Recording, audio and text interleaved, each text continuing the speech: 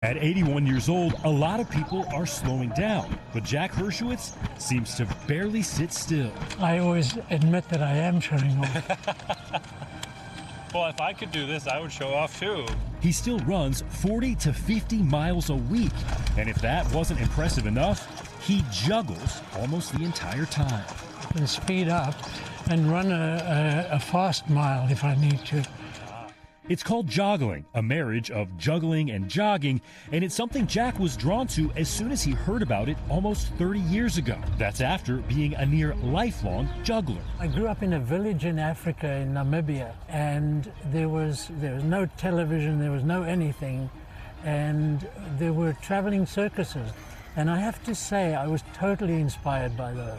He's even joggled his way through more than 30 marathons, and this year he's been invited to the Age Group World Championship in Cape Town. Of course, I'll be the only juggler running, and so I'm not going to be that competitive. When he's not stealing the show at marathons, he's turning heads at Central Park, where he practices nearly every day. People know you.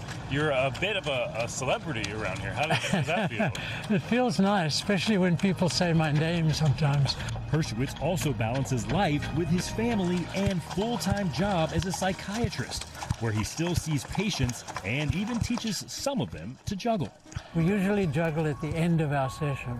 That's like a good treat at the end. He says the parallels between joggling and life pop up everywhere. Keeping multiple things in the air at the same time, multitasking.